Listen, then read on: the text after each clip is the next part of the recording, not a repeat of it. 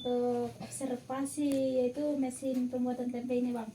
Jadi bang, pertama-tama itu kami menanya tentang mesin ini. Mesin ini harganya itu berapa bang? Harganya berkisaran 2,5 juta lah.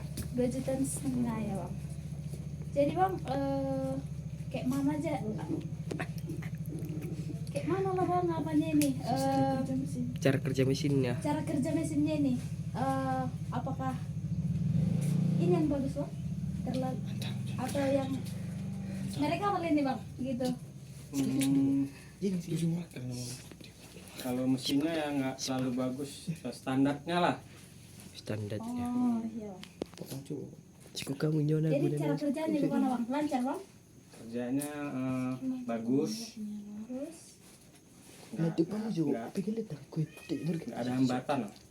oke bang. Terbuat dari apa? Apanya? Tempenya. Kacang.